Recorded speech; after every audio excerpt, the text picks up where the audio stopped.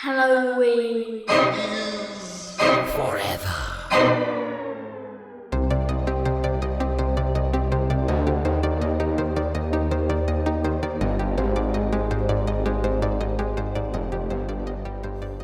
I don't think any of you should really be joking about power outages. That's just dark humor. Oh, welcome to a mini episode of Halloween is Forever. I'm Steve, and that's it. It's just me. Brian is out running a half marathon. He could not make it to the episode, and because of all the power outage trouble I had, our schedules just didn't line up. So I'm recording this little mini episode for you on my own, just to give you something to listen to on a Monday morning. But yeah, we're finally back with power. I'm recording this on a Sunday afternoon. I finally got power back. We originally had intended to record our showdown episode featuring the dregs of the Nightmare on Elm Street series on Friday, but I still didn't have power back from the storms that came through Pittsburgh on Tuesday. So yep, schedules don't work, and now here we are, and I'll just give you a little taste of something. I'll give you a quick little review, because while I didn't have power, the movie theater still did, so I went and saw Sinners, directed by Ryan Coogler and starring Michael B. Jordan. So I'll talk to you about that film in a bit, but just a few little things to clear up as far as what we're doing on the Patreon and what we're doing with recording. We'll do the Nightmare on Elm Street showdown this coming week, so you'll get that next Monday. We went to the patrons, and they're going to be defending a movie, and we asked them what they wanted to do, and it was pretty unanimous that they all wanted us to have Nightmare on Elm Street 2, Freddy's Revenge, as their representation. They somehow think that's better than what Brian and I picked. Brian, of course, chose 4, The Dream Master, and I chose number 6, The Final Nightmare, Freddy's Dead. So we can finally put this to rest.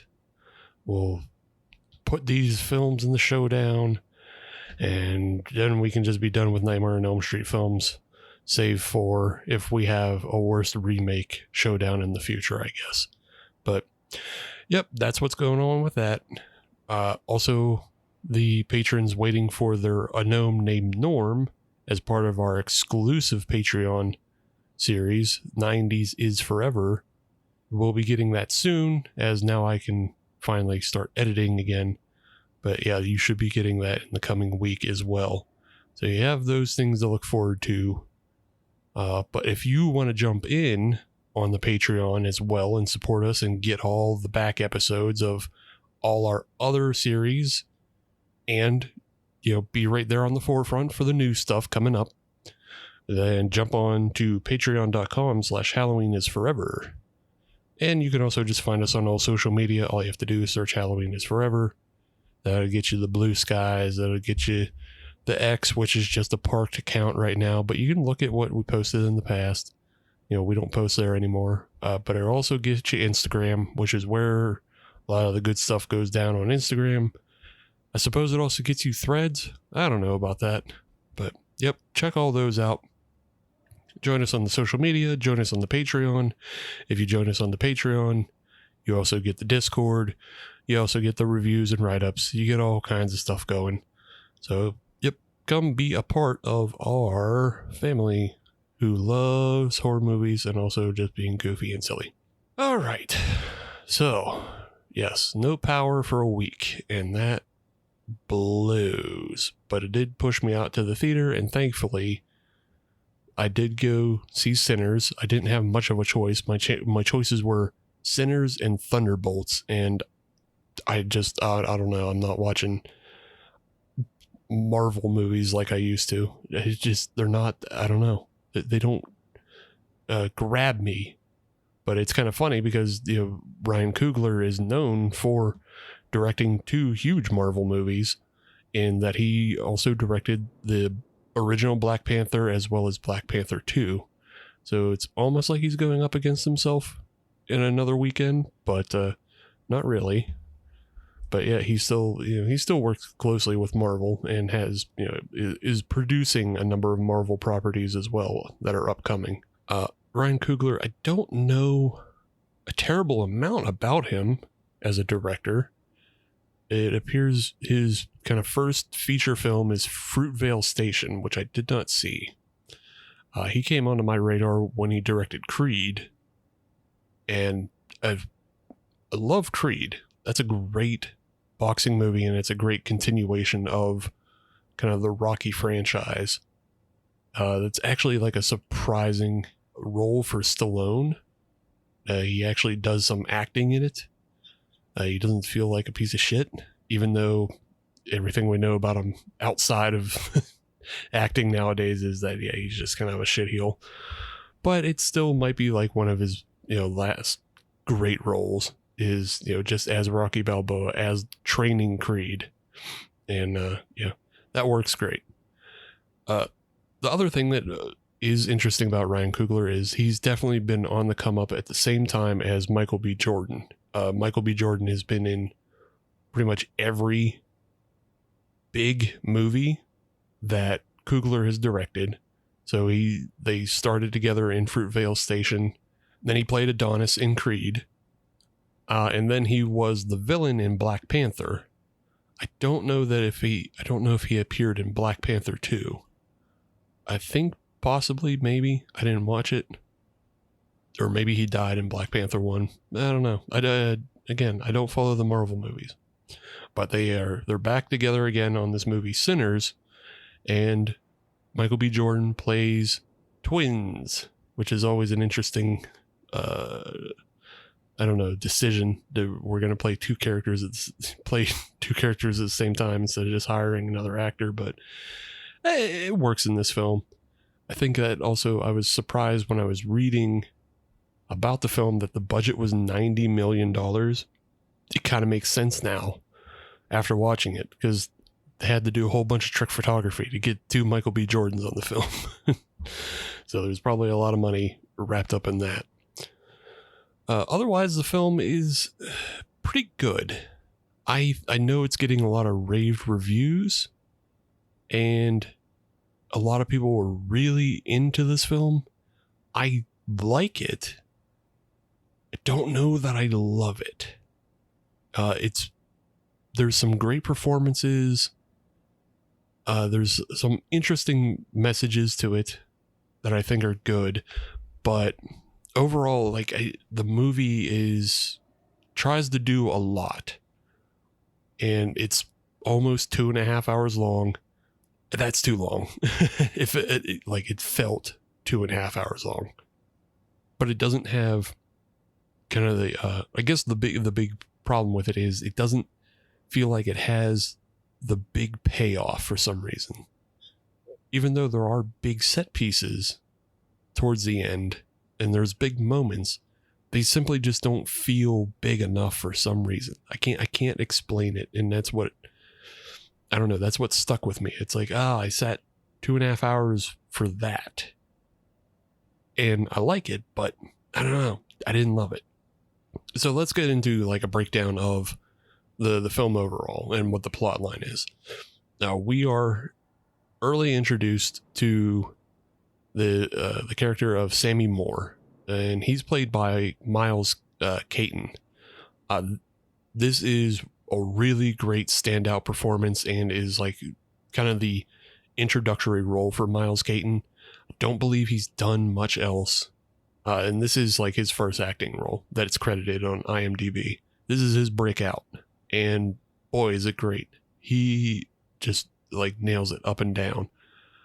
But Sammy is kind of this young son of a preacher living on a sharecropper plantation in the 1930s Mississippi.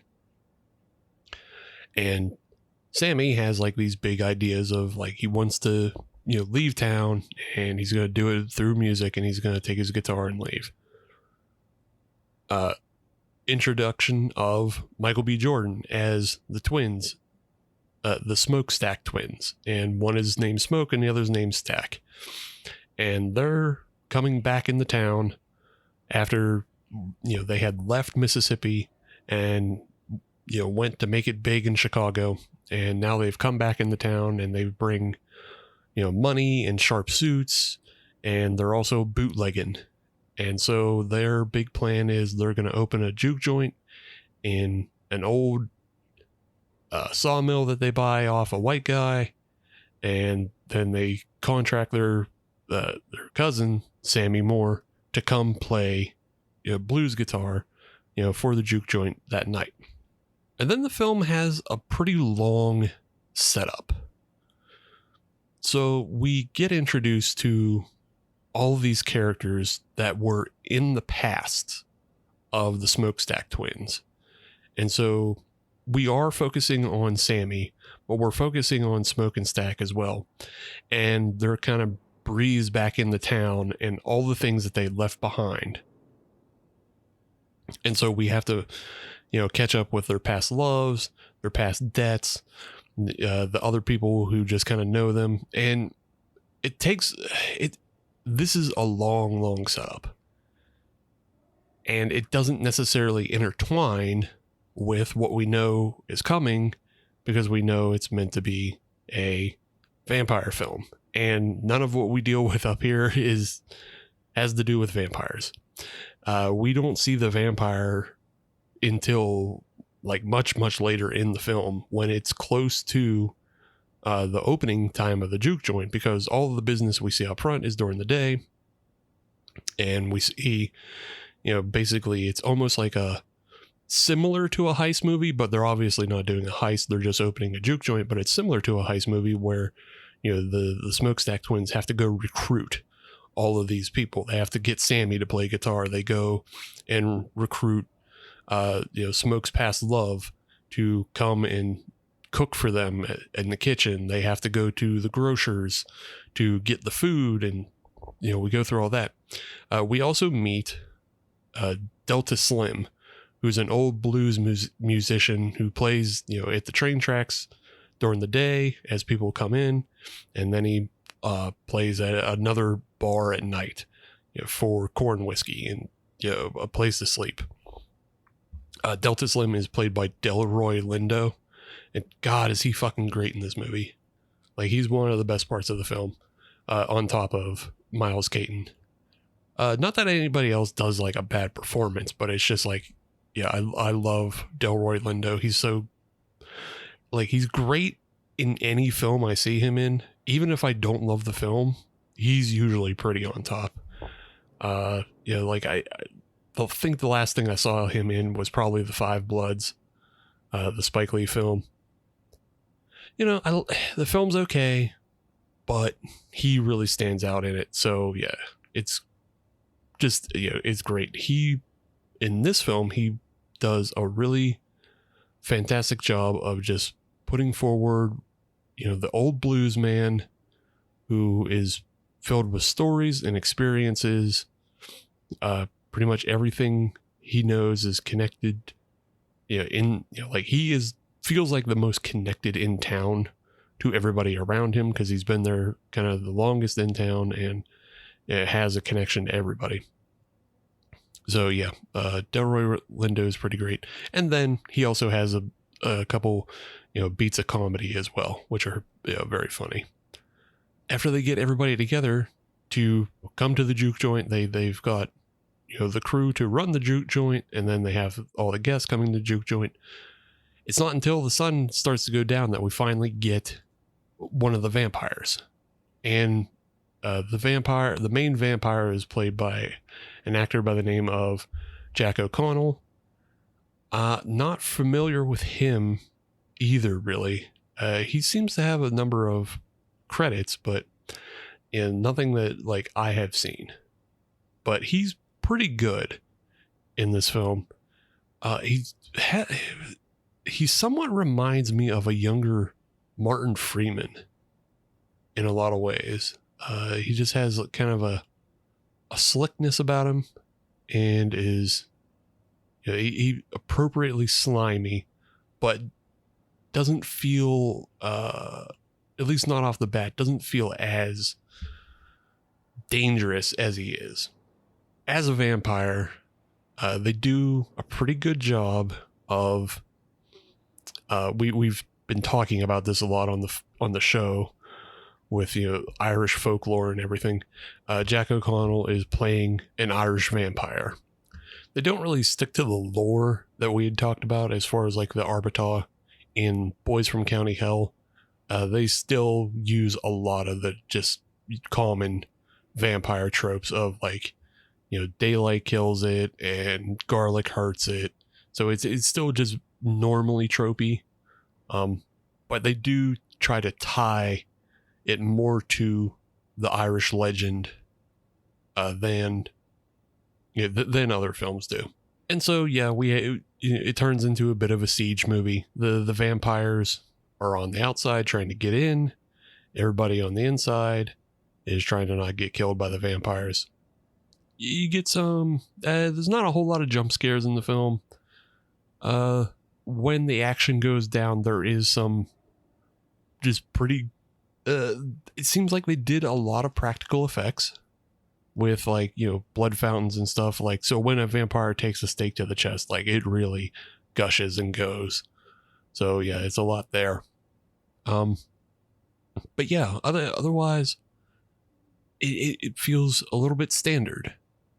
And I think it's more about the message that they're trying to put across, but the way it plays out will not surprise you. So let's talk about what the message is. It's hard for me to really get deep into it because this film, as well as a lot of like Coogler's films, they are about the Black experience, and obviously I'm not. So it's not something I fully connect with, but I appreciate like the messages he is trying to put across.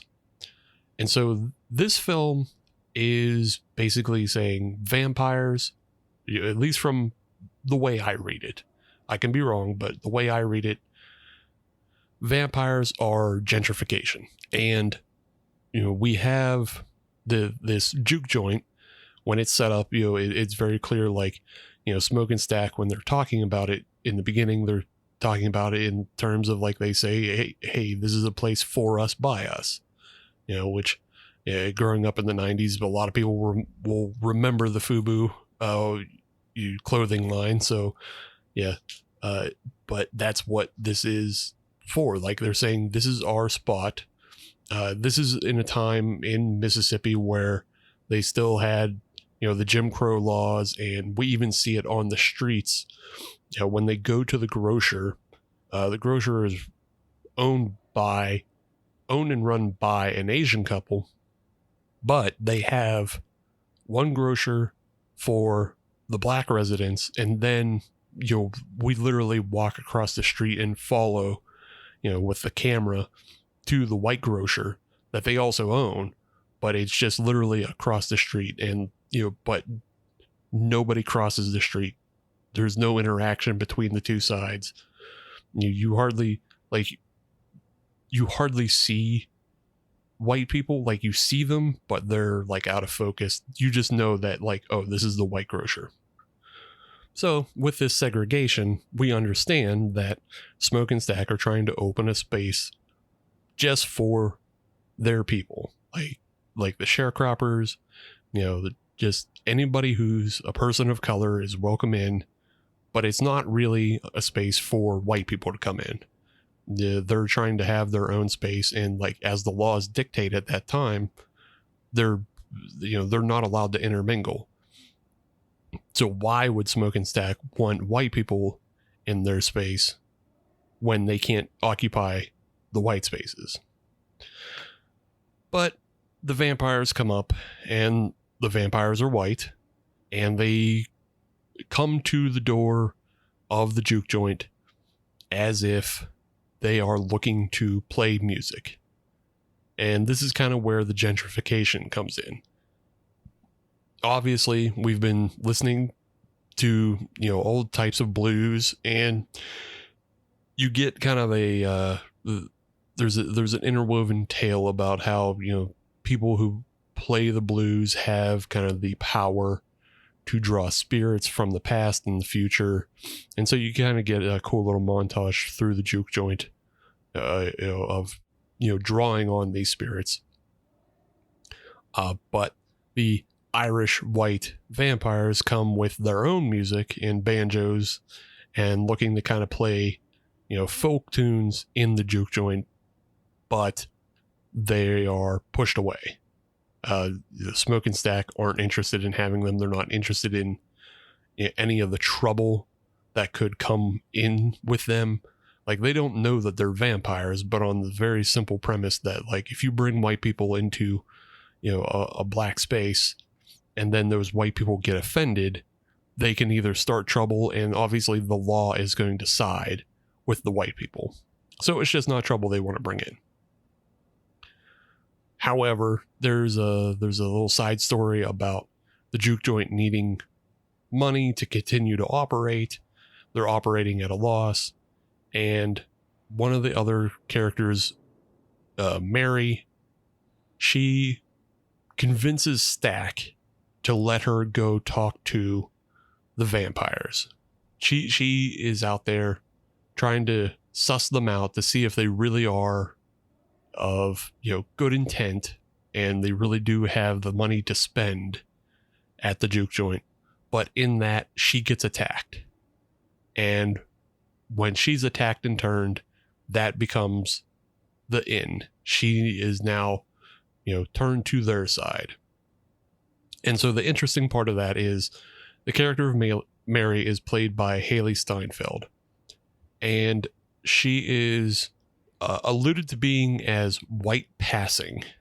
And she, was in love with Stack. But she is of, partial African-American descent. And they had done a lot of work to cover that fact up so that she could marry a white man and live a white life.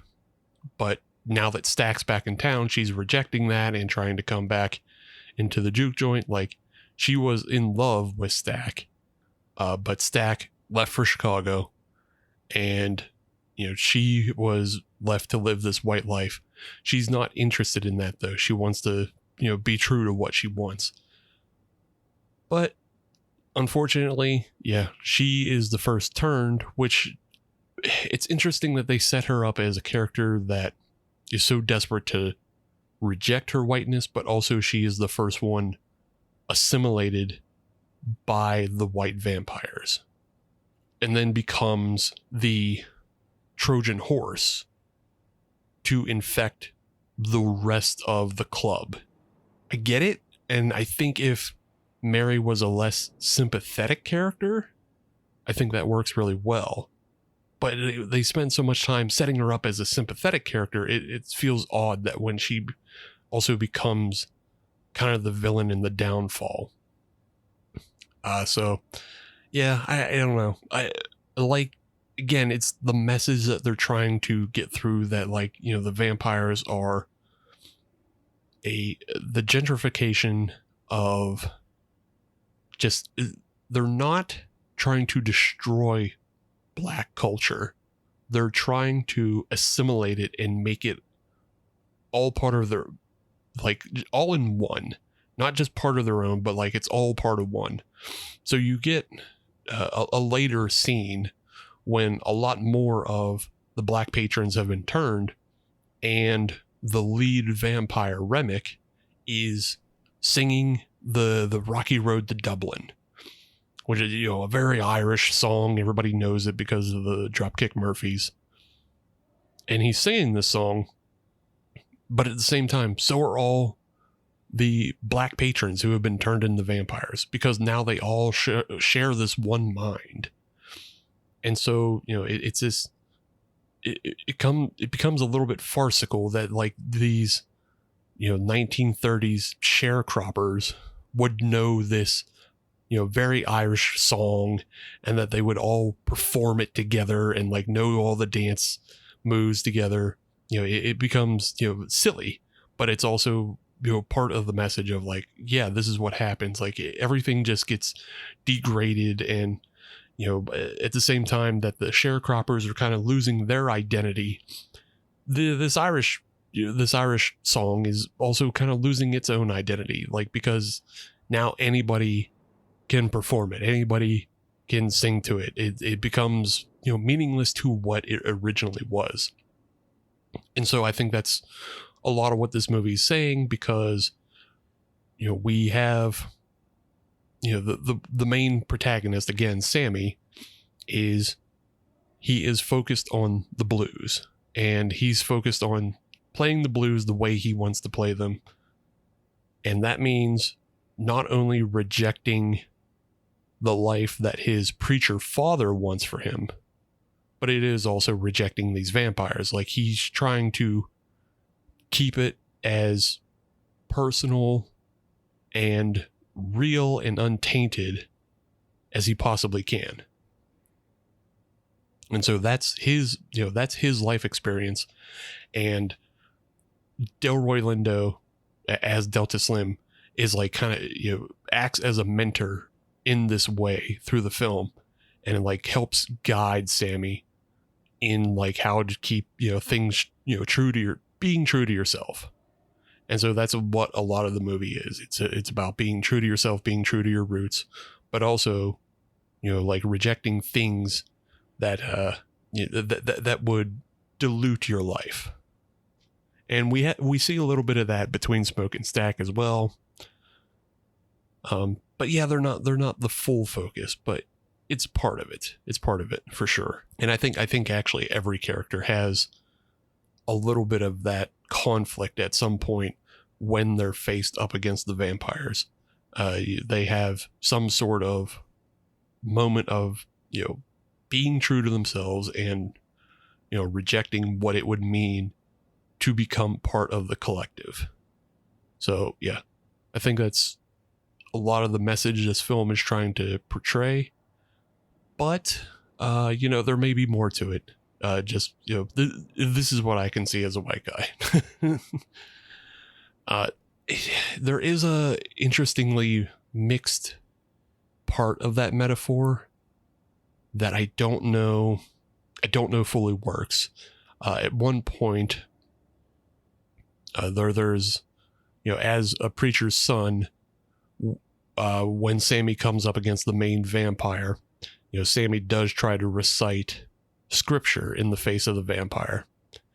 And it's interesting because the vampire rejects it and laughs it off, because the vampire is, much, much older, and recalls to the time when the English would have come and tried to impress Christian values on the Irish. And that's, in a way, something that he shares with Sammy, because Sammy, obviously being the descendant of slaves, also had Christianity pushed upon him. And so it's something they have in common. And it's weird that the English are in Remick the Vampire's past. The English are kind of the gentrifiers who are, trying to push Christianity on him. And so that's why it doesn't quite fit, because Remick is supposed to be now the kind of the beacon of gentrification and collectivism and, losing your identity. But he had existed before the English and rejected the English. So yeah, I guess that's one part where it just kind of falls apart for me, that it isn't a full, like, one-to-one straight metaphor that makes perfect sense. Because we also do see the other side, while we have the black characters who are, trying to maintain their blues and their identity, we do also see the other side of it, which is white power nationalists. And you can draw a line between them and the vampires. We get scenes in which, like, the vampires assimilate them into the group, and the the white nationalists are quote, no longer white nationalists because they've been assimilated into part of this group. But we also still have, Klan members who exist outside of the vampires, and they are their own thing. They are their own identity. Even though it is just like an evil, racist, hateful identity, they are still outside of what the vampires are. And so that's another reason why, like, going back to that kind of English injection on the Irish doesn't completely fit, because where it just gets muddy as to what lines are we drawing. We have the vampiric collective that is all about one love and everybody's the same, and then you have the white nationalists, the Klan members, who are obviously white supremacy, kill black people as often as they can, punish black people, keep them separate, and then the black people who and other people of color who are just trying to maintain their lives and do the best they can. So yeah, the whole religion thing gets a little muddy because it's something that they're all victim of, and they don't spend enough time focusing on how religion has victimized or shaped. So yeah, I don't know. It's not perfect, but otherwise the film it plays out how you kind of think it will. There's not a whole lot of surprises in there. There is one kind of setup in the end, and then there is kind of a mid-credit scene, I'll say. And there is a mid-credit scene that is pretty poignant to the film and the overall message. So I think, stick around for the credits until that plays out. But yeah, it's a good film. And again, all the performances are fun. Like, they're strong. Definitely want to be on the lookout for Miles Caton in the future, because he's really great in this film. But yeah, it's otherwise it's a fun time. It didn't hit me as like an A+ film. I don't know that I'll go back to it anytime soon, just because it is so long to get to the vampire stuff, and it doesn't play out in a way that is shocking. It feels pretty standard, and it just carries the message of the film. But it doesn't, I don't know, there's no imagery that is just like shocking in a way. Like, it's not, I think back to 30 Days a Night, when it was shocking how brutal the vampires were. Or, even John Carpenter's Vampires has some crazy fucking imagery in it. But yeah, there's nothing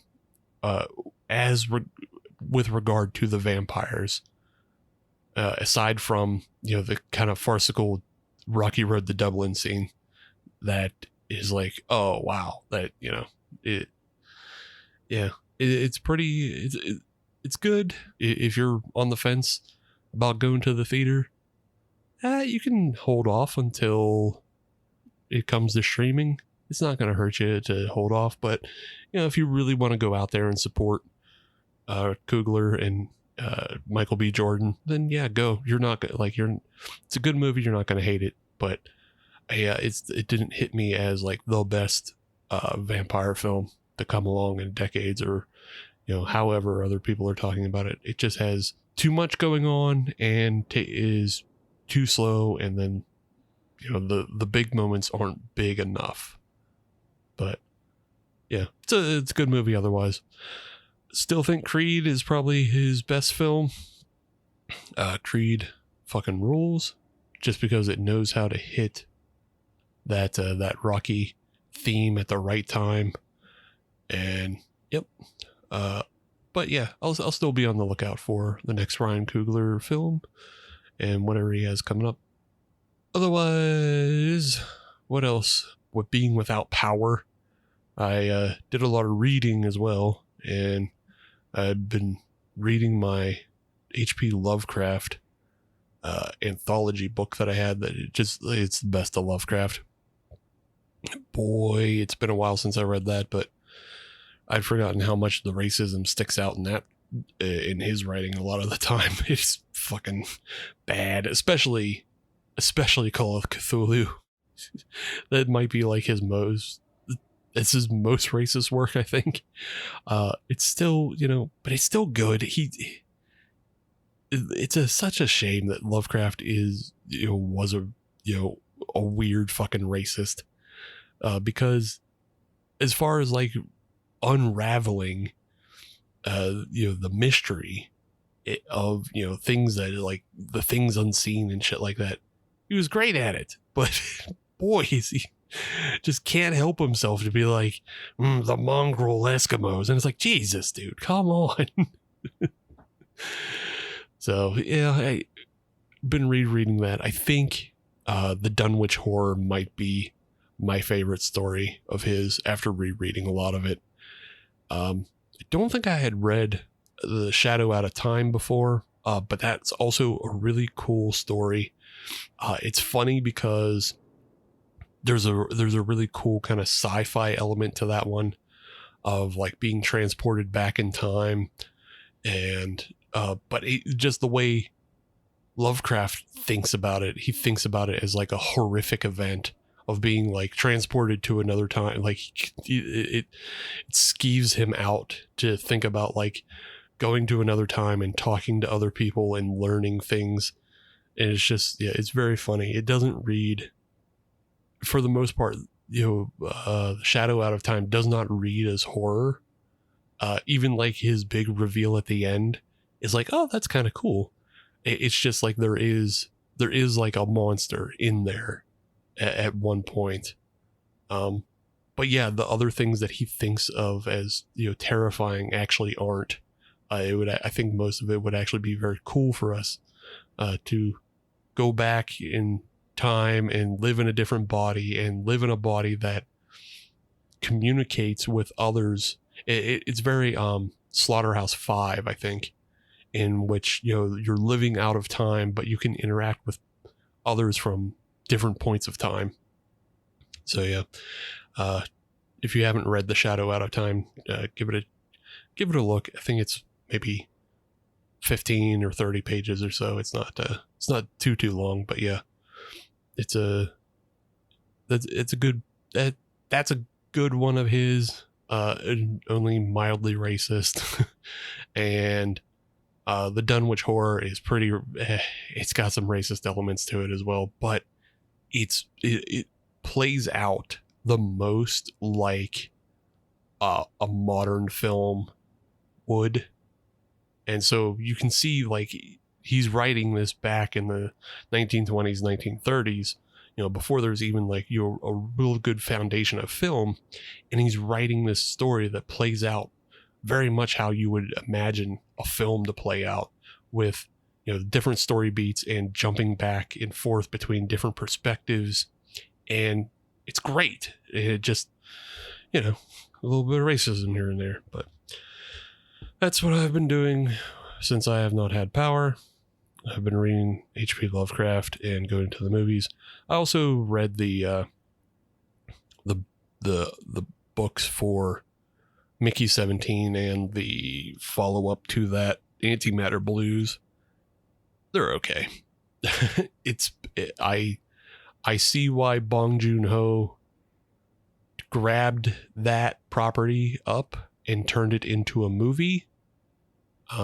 And he made the movie better.